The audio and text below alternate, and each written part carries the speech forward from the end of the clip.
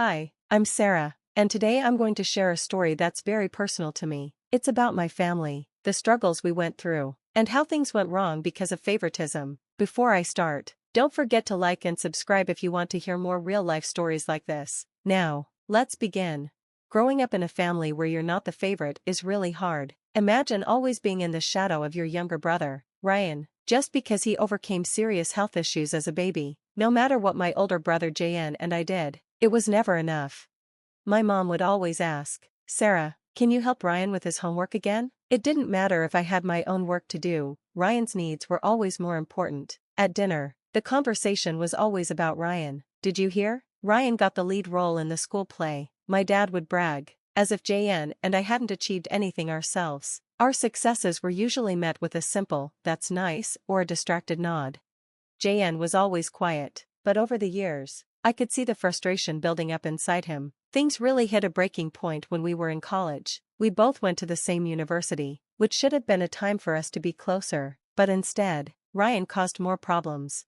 One evening, I found Ryan in the living room, looking guilty as he quickly closed some tabs on the computer. "What are you doing on Jon's laptop?" I asked. "Just borrowing some notes," Ryan muttered, but his smirk told me something else was going on.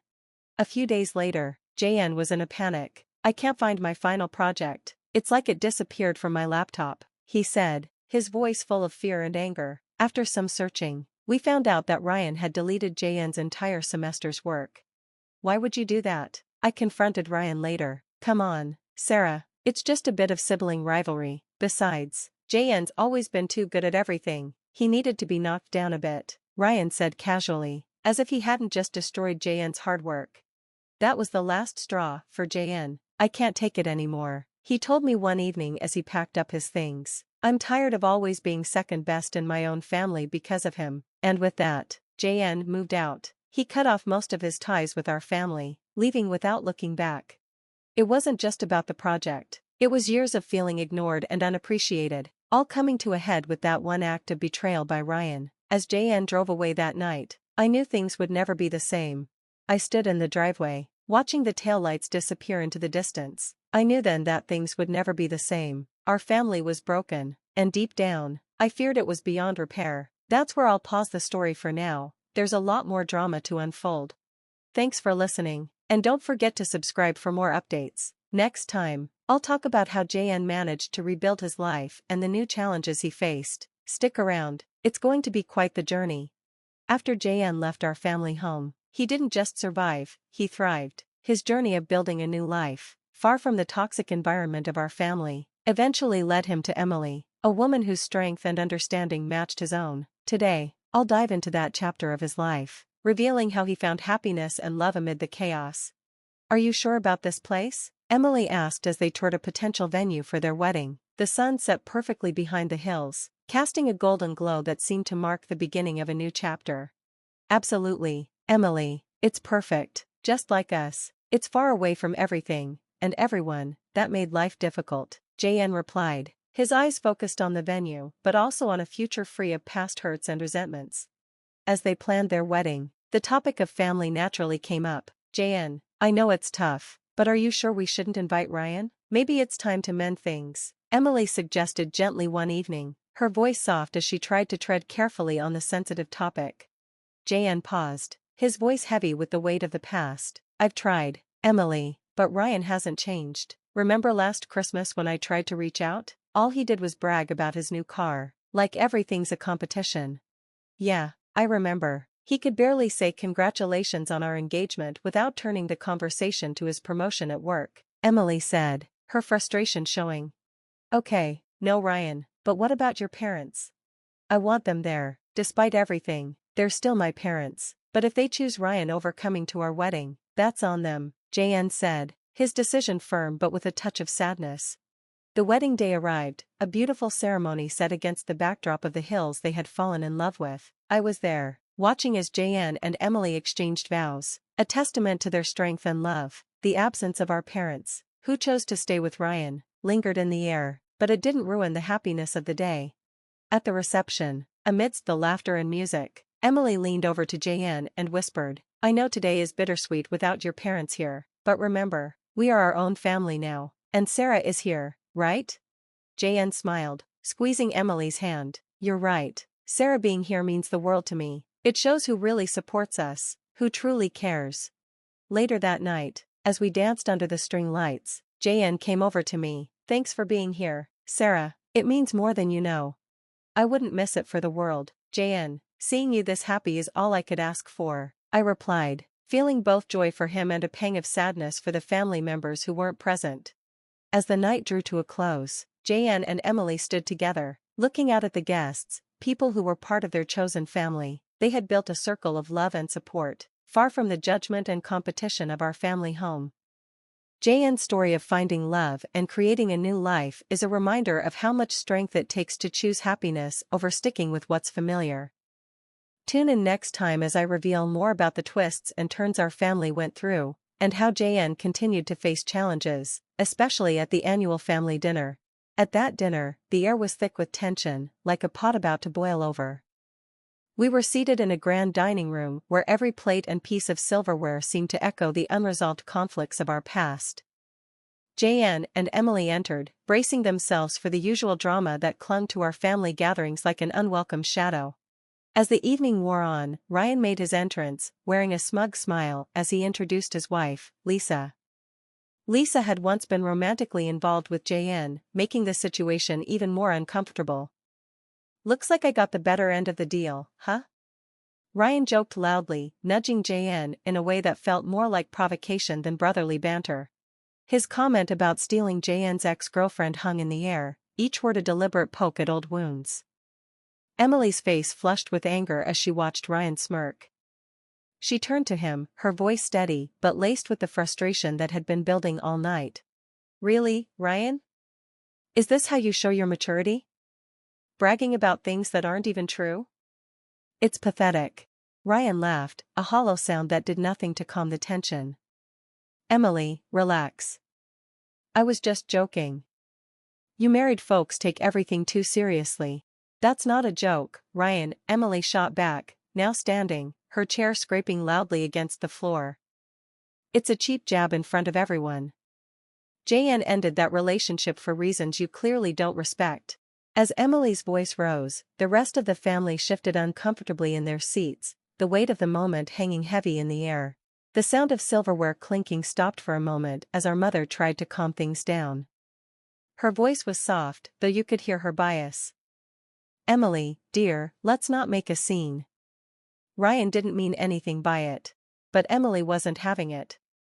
No, I think it's time we talk about the elephant in the room. Ryan has always been spoiled, and it's time someone called him out. His entitlement, and you too, she pointed to our parents, have let him get away with it. The room went silent. You could feel the tension in the air. JN reached for Emily's hand, silently showing his support. Ryan, you've spent your whole life trying to compete with me. For what? To prove you're better?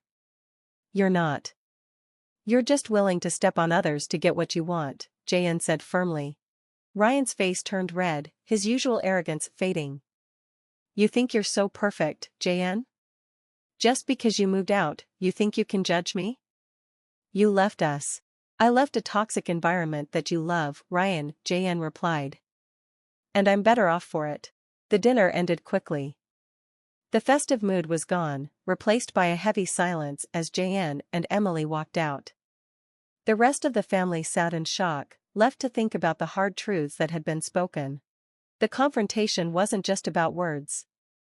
It was about deep-rooted issues that could no longer be ignored. What was supposed to be a happy family dinner had turned into a battleground where long-hidden resentments came to light. It wasn't about a simple comment or an old girlfriend anymore. It was about years of unfairness and hurt that had finally reached the breaking point. The fallout from the dinner came fast. Word of Emily's passionate defense of JN spread among our relatives, and the rift in the family grew deeper. The next morning, JN got messages from cousins, all shocked and supportive of him. Just saw the video. Can't believe it took this long for someone to put Ryan in his place, one cousin texted, with a mix of surprise and relief. Another cousin called, frustrated. I always knew Ryan was a jerk, but this? This is something else. Emily really spoke for all of us last night. As the video of the confrontation spread, Ryan and our parents scrambled to save their reputations. Ryan called Jon early that morning, his voice a mix of anger and desperation. "You need to tell everyone Emily overreacted, Jon. You know how she can get. Just smooth things over, man."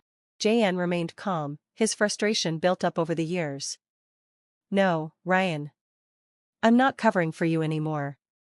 Emily said what needed to be said. "You need to start taking responsibility for your actions." Their parents also got involved, pleading with Jon during a tense phone call. "Your brother is hurt, Jon. Can't you see what this is doing to the family?" their mother asked, her voice cracking with emotion. Their father, more forceful, added, "You need to control your wife, Jon. She's tearing this family apart." Jon's response was steady, but firm. "No, Dad.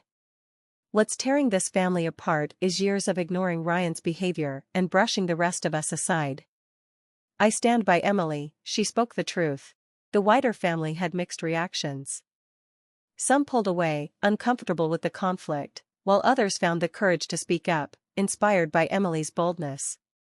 Family gatherings became tense, filled with whispered conversations and awkward glances. In one revealing phone call, an aunt admitted, "We've all seen it for years, but no one wanted to stir the pot. Ryan's always been your parents' favorite, and it hasn't done him any favors."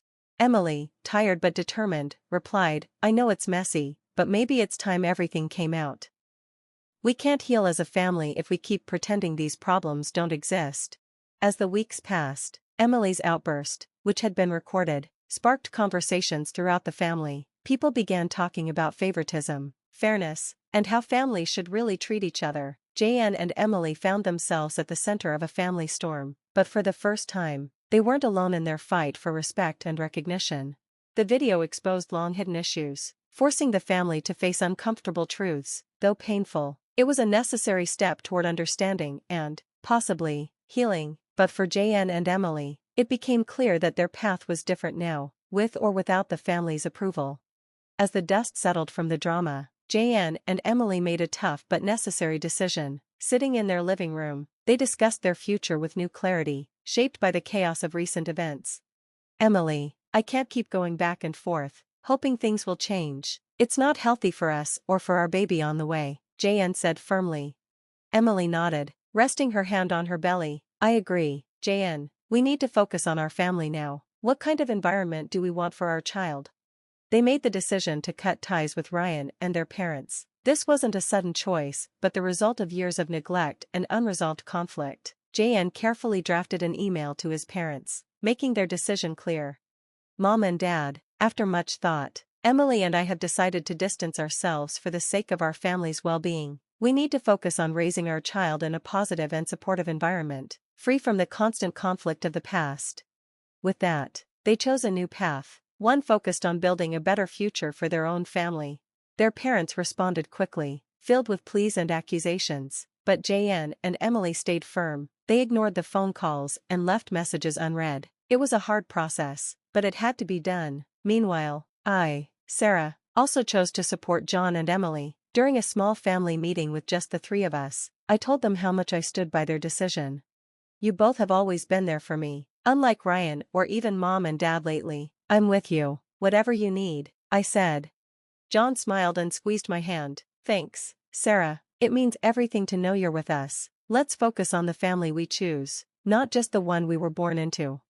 As Jon and Emily prepared for their baby's arrival, they found peace and happiness in their new life. They worked on the nursery, picking out colors and decorations that represented a fresh start. Emily, being the planner, made sure everything was just right, and this attention to detail brought them both comfort.